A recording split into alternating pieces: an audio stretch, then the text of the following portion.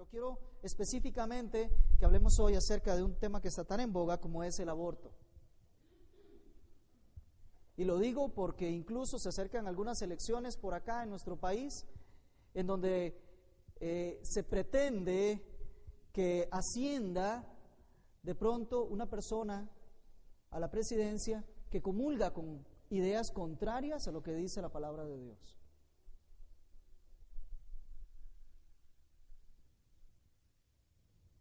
Y esta imagen de Dios debe de respetarse en todo ser humano. Ahora usted me dirá, bueno, pero es que cuando estamos hablando de una persona que está por nacer, que está en el vientre de su madre, todavía no es persona, incluso algunas legislaciones lo tienen así, algunas legislaciones humanas tienen que todavía no es persona. Nuestro Código Civil dice claramente que para todo lo que aprovecha el niño se le entiende como nacido como persona desde 300 días antes de nacer, pero solo si nace vivo. Es decir, nuestra legislación no le atribuye ningún derecho al que todavía no ha nacido. Parece mentira. Pero ¿qué dice la Sagrada Escritura? A mí no me interesa lo que digan los seres humanos, no me interesa lo que diga la ley, me interesa lo que dice la Sagrada Escritura, que es lo que yo estoy obligado a transmitirle a ustedes. Quiero que vayamos al Salmo 139. Porque alguien puede decir, pero es que mientras está en formación, mientras se está creando, mientras está en el vientre de la madre, todavía no hablamos de una imagen de Dios, porque apenas se está formando. Déjeme decirle que el que les habla es una imagen de Dios que apenas se está formando. Ustedes son una imagen de Dios que apenas se está formando. Pero el texto nos habla a partir del verso 13 y nos da una serie de cosas que le pertenecen a Dios. ¿Qué hace Dios? Que son de Dios, no de ningún ser humano. Verso 13. Porque tú formaste mis entrañas. Observa lo que hace Dios. Cuando esa persona está en el vientre de su mamá, está siendo formado directamente por las manos del gran formador de todas las cosas. Está dándosele una forma. ¿Y una forma a qué? A lo que dice el siguiente, veamos.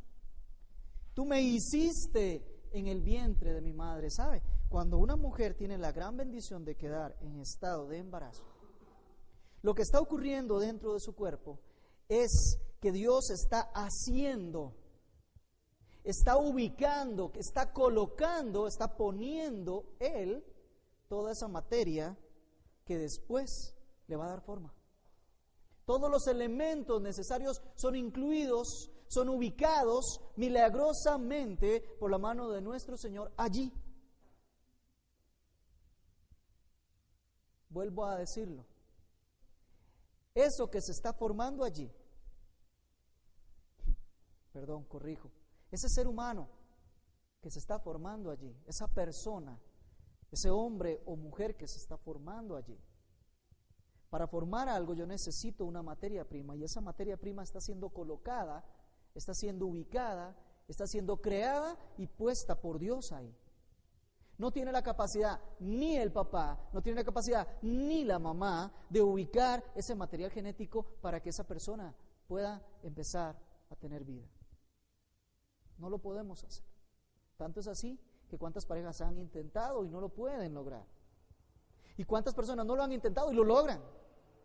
Porque no está en control de ninguno de los dos. Está solamente en control del Supremo Creador. Él formó lo que ya había puesto, lo forma, le da forma. ¿Se da cuenta? Leamos. Formaste mis entrañas y me hiciste en el vientre de mi madre. Todo lo que se necesita es puesto por Dios, es hecho por Dios. Y después, una vez que es hecho, es dado, se le da una forma de vida humana que solamente tiene la capacidad de hacerlo Dios. Solo Él. Dios hace, Dios forma. Seguimos. Te alabaré porque formidables, maravillosas son tus obras. Estoy maravillado, mi alma lo sabe bien. No fue encubierto de ti mi cuerpo. ¿Qué quiere decir? Que mientras esa persona está gestándose en el vientre de su madre, lo que ahí está ocurriendo está en completo conocimiento y entendimiento de Dios. No está escondido de Dios. No es que ese bebé se está formando sin que Dios tenga conocimiento de lo que está pasando. Al contrario, sigamos leyendo. No solamente está en conocimiento de Dios, sino que dice claramente: bien que en oculto fui formado. Está oculto, está allá dentro de la pancita de la mamá. Nadie más que solo el Supremo Creador lo puede ver. A ojos de Él no está cubierto. A ojos de Él sabe muy bien y tiene cuidado de todo lo que está ocurriendo, de todo ese proceso genético que hoy la medicina puede decirnos cómo se desarrolla. Todo eso está siendo formado, está siendo en conocimiento y está siendo producido solamente por Dios. Y al decir que se le está dando forma es porque está tomando la forma de la imagen de Dios. ¿Qué le parece si leemos un poco más? Y entretejido en lo más profundo de la tierra. Y después dice algo interesante: mi embrión vieron tus ojos. Si yo se lo digo de esta manera, si yo le digo: amado hermano, yo hoy estoy viendo tus ojos, ¿qué significa? Significa que automáticamente sus ojos están puestos en mí. Cuando él dice: mi embrión vieron tus ojos, lo que está dando a entender es que los ojos del Supremo Creador de todas las cosas estaban puestos literalmente en ese proceso que se está dando de gestación. Está no solamente en conocimiento de Dios, no solamente Dios lo está formando, no solamente Dios lo hizo, sino que está supervisando continuamente ese proceso que está ocurriendo ahí. Eso hace Dios. Él se mantiene con su mirada atenta a lo que está pasando allí. Y en tu libro estaban escritas, dice el verso 16, todas aquellas cosas que luego tomaron forma. Es decir, Dios lleva un libro, que no es el libro de la vida, dicho sea de paso, pero Dios lleva un libro en donde escribió todas y cada una de las partes del cuerpo que usted tiene, amado hermano y amada hermana. Todas. Porque Él planifica. Dios es un Dios que planifica, hace en orden las cosas. Y Él lo planificó en su libro. Él escribió todas las cosas que usted tiene hoy en su cuerpo. Y no solamente lo escribió, lo ideó, lo planeó, sino que lo ejecutó para que todas y cada una de esas cosas tuvieran existencia después y tuvieran la forma que Dios quería que tuviesen en su momento. Creo que la Biblia está siendo clara acerca de este proceso. Pero sigamos. Dice: en tu libro estaban escritas todas aquellas cosas que fueron luego formadas, sin faltar una de ellas. ¿Quién garantiza que dentro del cuerpo de ese que está por nacer no falte nada de lo que originalmente estuvo diseñado? Es Dios. Dios mismo supervisa, realiza, forma, construye, y Él mismo verifica, pasa lista de todas y cada una de las cosas que genéticamente debían de estar presentes para que no falte ni una sola de ellas. Eso pasa con todo ser humano. Eso pasa con toda persona. ¿Y qué le parece si leemos un poco más? Cuán preciosos me son, oh Dios, tus pensamientos, cuán grande la suma de todos ellos. ¿Por qué? Señor, porque de verdad que pensaste en todo. Pensaste en el color de mis ojos. Pensaste en el color de mi pelo. Bueno. Pensaste en el tamaño correcto que debo de tener. Pensaste en el tamaño correcto de mis orejas. En la forma que iban a tener.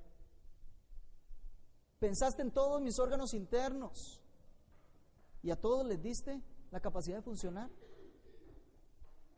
Y si seguimos pensando, ahora sí tenemos razón. Cuán preciosos me son, oh Dios, tus pensamientos y cuán grande es la suma de todo ello. Si los enumeros se multiplican más que la arena, despierto, dice, y aún estoy contigo. ¿Por qué despierta? Porque ya ese que fue gestado, que estuvo ahí en el vientre de su mamá, ya salió de su mamá, ya despertó. Dios tiene cuidado desde el momento en que esa persona comienza a tener existencia y aún hasta después del nacimiento, Dios sigue teniendo cuidado de esa persona. Aún despierto y dice: ¿te fuiste, Señor? Ahora que despierto, ahora que tengo razón, ¿te saliste? ¿Me dejaste? No, dice: todavía estoy contigo.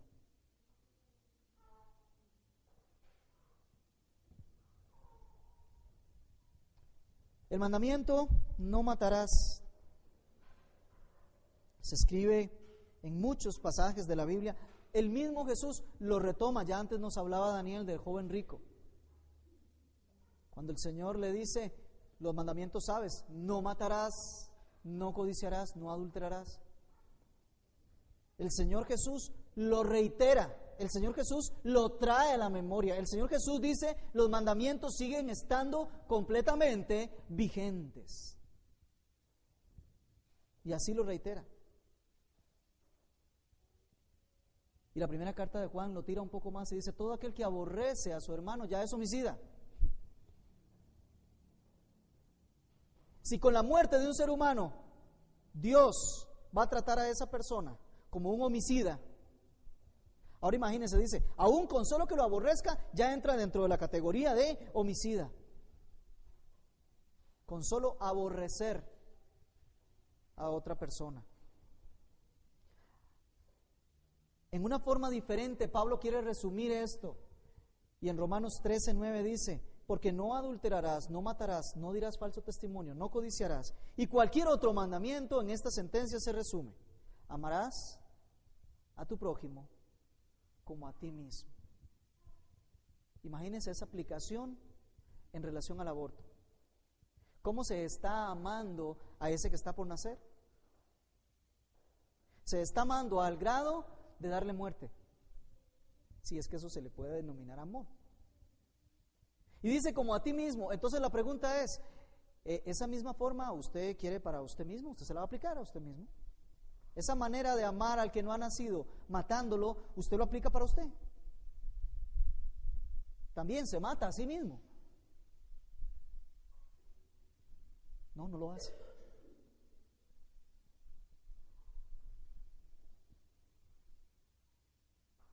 Aquí quiero aclarar algo. Siempre con respecto a la muerte, el Señor dio, con respecto a matar a otra persona, el Señor dio algún mandamiento secundario, por ponerlo en algún término. Él ordenó que se establecieran ciudades de refugio, ¿recuerdan ustedes?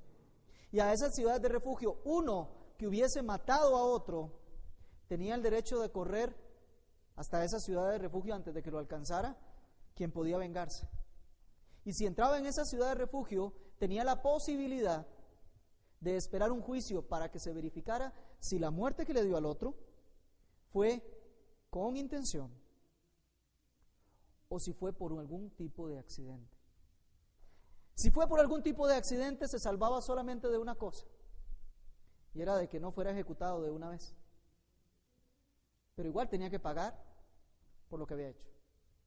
Y si se daban cuenta que había sido precisamente con toda la intención, dice la Biblia, porque había enemistad entre ellos, con toda la intención, entonces lo sacaban de la ciudad de refugio y se lo daban al que podía vengar para que lo matara.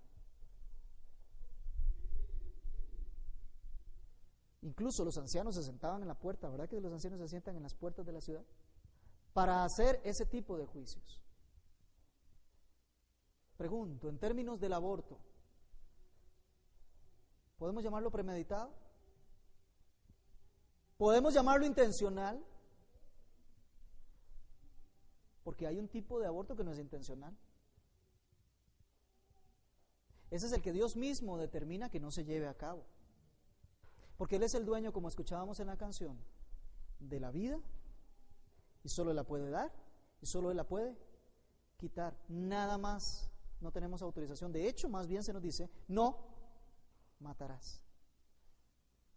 Pero fuera de ese, cualquier otro es intencional, premeditado. Se analiza, se estudia y se toma la decisión de matar a un ser humano. Así que aunque haya ciudades de refugio, no aplican para este caso. Se lo digo porque alguien por ahí quiso utilizar ese argumento. Incluso voy a decirle dos cosas más. Hay otro mandamiento que el Señor dejó en relación con los hijos y específicamente con el primogénito. ¿Recuerdan? El Señor dijo, todo primogénito es mío. Y ya sabíamos que todo ser humano es de Él, pero todavía hace una aseveración más firme el Señor. Y eso lo encontramos ahí mismo en Éxodo, pero unos capítulos antes, en el capítulo 13 y verso 2 dice, conságrame todo primogénito, todo el que abre la matriz entre los hijos de Israel, tanto de hombres como de animales, dice, mío es. Hay un mandamiento de reserva, de entrega del primogénito. Todavía hay una situación más agravante, si no es que ya es suficiente el agravante, que conlleva el matar a una persona. Y es cuando esta persona es el primogénito. Ahora usted me dirá, Jaime, pero es que suena muy duro, suena muy tajante de parte de Dios. Y yo le pregunto, en la sociedad que vivimos, ¿no necesitamos ser tajantes? No es necesariamente la palabra de Dios para andar poniendo a los demás como que quitándoles la culpa, para andar poniéndoles píldoras, ¿cómo se llama? Doraditas, ¿verdad? La palabra de Dios es viva y eficaz y más cortante que toda espada de dos filos. Amado hermano, lo único que le puedo decir es que el aborto es una violación al mandamiento de no matarás. Y con relación a los hijos, el Salmo 127, y vamos ahí, ya que estábamos en el Salmo 139, devolvámonos. Salmo 127 dice, en relación con los hijos, independientemente del lugar, la zona, la forma, la manera, el modo, el tiempo, independientemente hay una relación directa con los hijos. Salmo 127 del 3 hasta el final dice, he aquí, herencia de Jehová son los hijos. Fíjese usted, herencia de Jehová. ¿Sabe qué hace el aborto? No solamente me pone en ocasión de homicida delante de Dios, de asesino delante de Dios. Estoy afrentando la imagen de Dios que se está formando ahí. Sino que además estoy diciéndole a Dios, no deseo la herencia que me quieres dar. La rechazo. Prefiero otra herencia. Pero voy a leer. Herencia de Jehová son los hijos. Cosa de estima el fruto del vientre. Cosa que vale mucho más que cualquier otra cosa. Tiene un valor estimado superior a cualquier otra cosa. El fruto del vientre. Y dice, como saetas, entendámoslo hoy, como flechas, en mano del valiente, así son los hijos habidos en la juventud. Qué hermoso es cuando los jóvenes tienen hijos. ¿Ah? Porque la sociedad dice que los jóvenes, no, ¿para qué van a tener hijos? Mejor que esperen a que estén más maduritos, ¿verdad? Pero la Biblia dice lo contrario. Dice que son como unas flechas con las que puede el valiente tirar a lo largo, defenderse, ampliar su territorio, defender su zona. Los hijos sabidos en la juventud, bienaventurado el hombre que llenó su aljaba. ¿Qué es la aljaba? Es aquel depósito que se manejaba detrás, donde se metían todas y cada una de las flechas. Esa es la aljaba. Y dice aquí claramente, bienaventurado el hombre que llenó su aljaba de ellos. ¿De quiénes? De sus hijos, que son como flechas. Bienaventurado el que tiene esa capacidad. ¿Por qué? Porque no será avergonzado cuando hablare con los enemigos en la puerta. ahí tiene un grupo de hijos que dan testimonio de que es una persona que ha sido bendecida por Jehová, porque ahí está su herencia, ahí se trae la marca de la herencia de Jehová. No quería, honestamente no quise, es más, me rehúso, pero como no me toca a mí, sino que le toca a Dios, entonces voy a hacerlo. Tengo que hablar de los argumentos que el ser humano quiere poner para justificar el aborto. Delante de Dios, ninguna forma de muerte se justifica. Vuelvo, delante de Dios, ninguna forma de muerte es aceptada. Delante de Dios, ninguna manera que implique arrebatarle la vida a otra persona tiene una connotación de justo o de inocente delante de Dios, sino culpable. Pero los argumentos terminan siendo tan burdos porque nacen a partir de que el ser humano quiere rebelarse contra Dios. Y lo primero que dicen es, bueno, ¿y qué pasa en los casos de un aborto terapéutico, por ejemplo? ¿Qué significa aborto terapéutico? Lo hemos escuchado, ¿verdad que sí? Es aquel aborto que se quiere practicar cuando hay un peligro para la salud o la vida de la madre.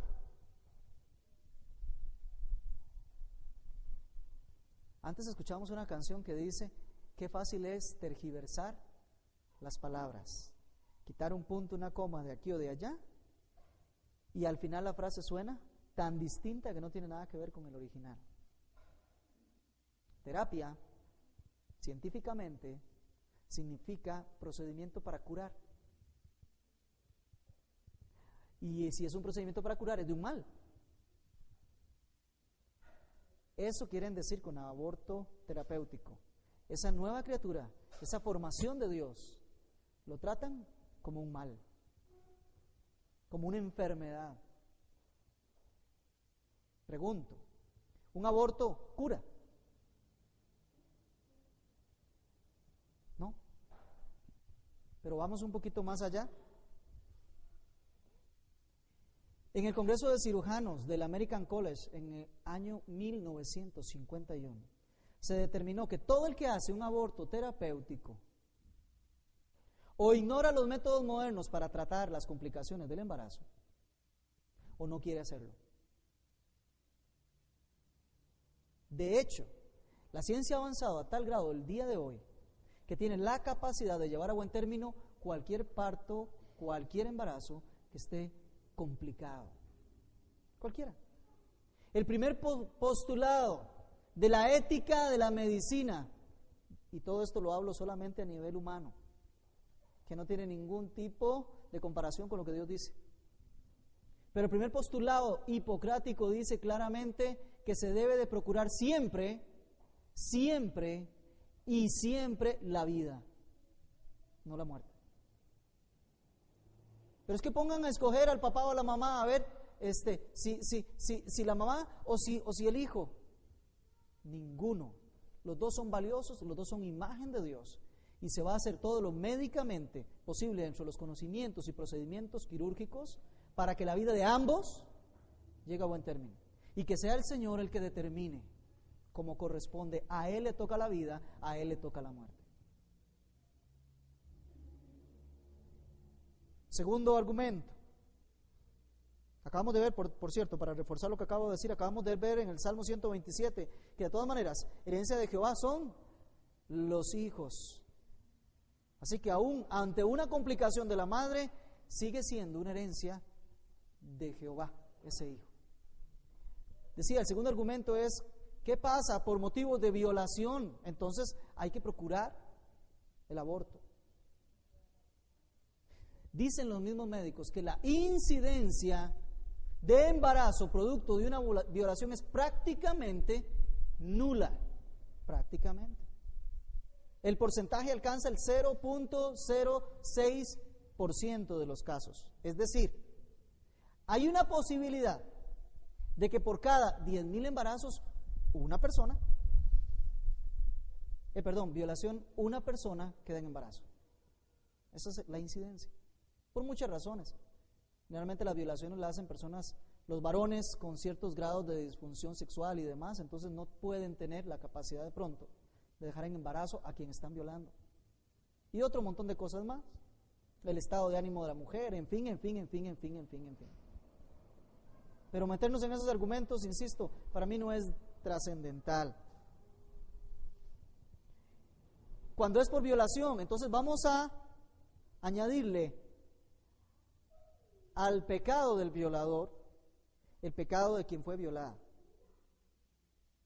Porque cuando la mujer aborta por ese motivo, igual delante de Dios está cayendo en un grave pecado. Y le vamos a premiar al violador, ¿cómo? Dándole muerte a un ser que viene a la vida y que es herencia de Jehová y que está hecho a la forma e imagen de Dios. Sin contar que la misma medicina dice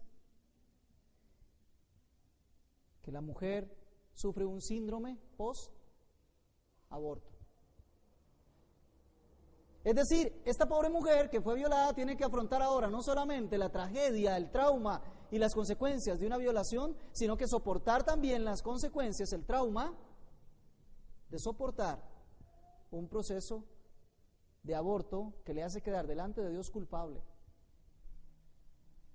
aunque no haya un pastor o una Biblia que se lo diga. Lo sabe, porque el fruto de la ley de Jehová está escrita en los corazones de todos los seres humanos. Eso dice Romanos. Sigo un poco más, ¿qué les parece? Hay otro tipo de aborto que le llaman eugenésico, ¿qué le parece? Es un aborto que se da cuando el bebé viene con malformaciones.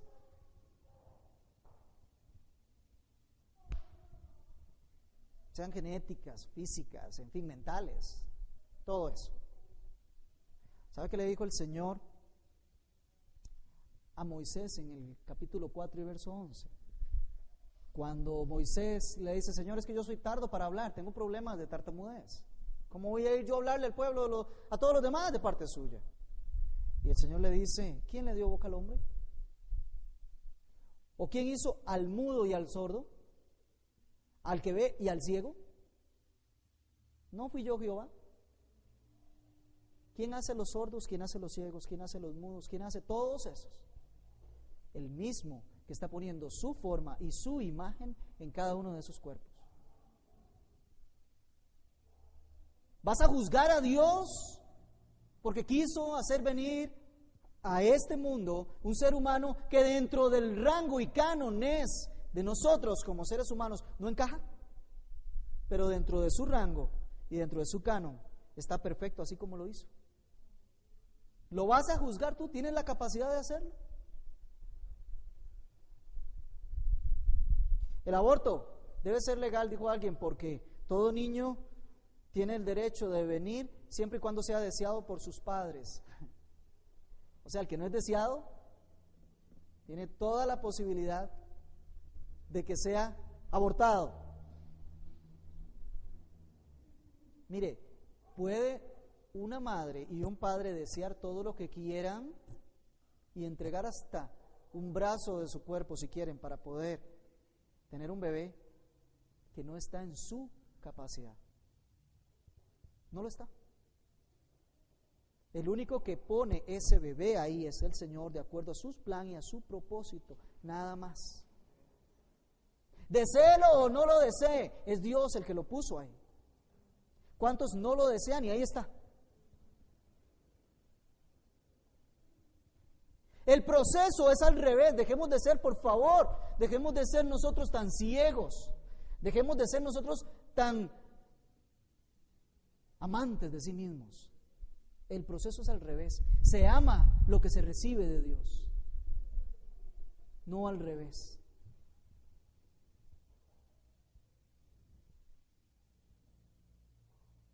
Primera de Corintios 11 y 12 dice: pero en el Señor ni el varón es sin la mujer, ni la mujer es sin el varón, porque así como la mujer procede del varón, también el varón nace de la mujer, pero todo procede de Dios, no del deseo de un ser humano.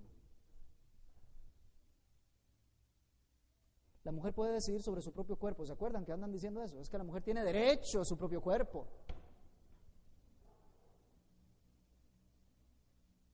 Para comenzar, en un embarazo no hay un solo cuerpo, hay dos. Así que si tiene derecho, cosa que no tiene, pero si tiene derecho a decidir sobre su propio cuerpo, nadie le da derecho a decidir sobre el otro cuerpo. Nadie. Pero aún pensemos en esa posibilidad. Pregunto, ¿las mujeres pueden decidir sobre su propio cuerpo? ¿Pueden decidir cuándo lo amplían o cuándo lo reducen?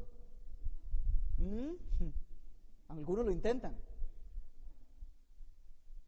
¿Pueden decidir que haya un proceso químico, biológico dentro de ellos para que se genere un bebé? ¿O cualquier otra cosa? ¿Tienen alguna posibilidad? No, porque eso lo maneja solamente Dios. Es más, hasta cada uno de los cabellos están contados por el Señor porque es su propiedad, no es propiedad de la mujer. El varón tampoco, por cierto. No hay derecho a decidir sobre su propio cuerpo. 1 Corintios 6, 19 y 20. ¿O ignoráis que vuestro cuerpo es templo del Espíritu Santo, el cual está en vosotros, el cual recibisteis de Dios y que no sois vuestros?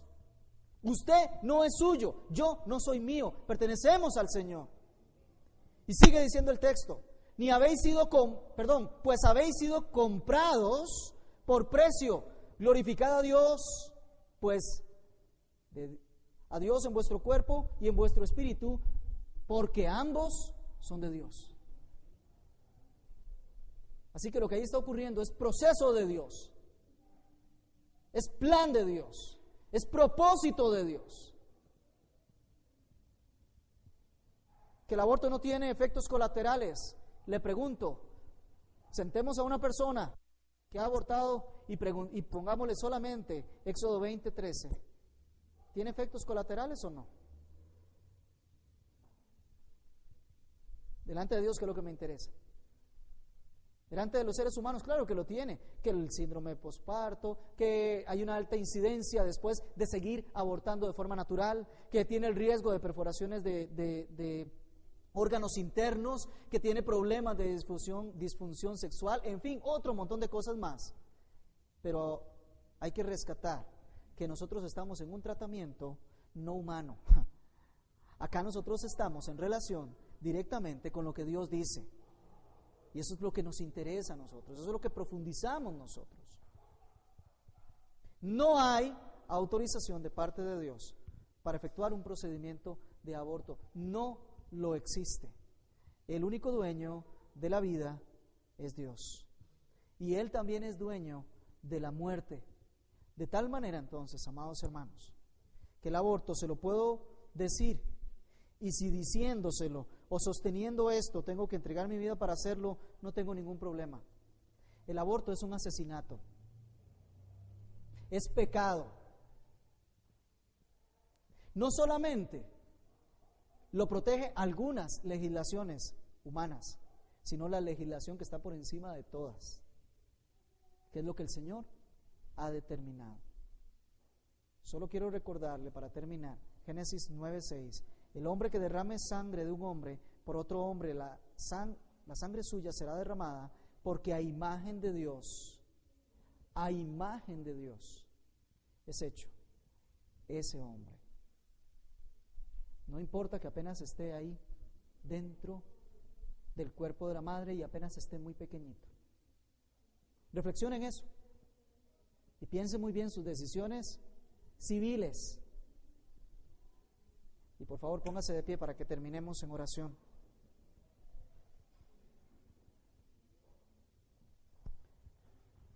Señor, tu palabra sigue siendo cortante como una espada de dos filos, que penetra, Señor, hasta el corazón y discierne los pensamientos del hombre y los deja expuestos, para que todos veamos lo que realmente producimos y cuánta necesidad tenemos de tu santidad, de tu arrepentimiento y de tu fe.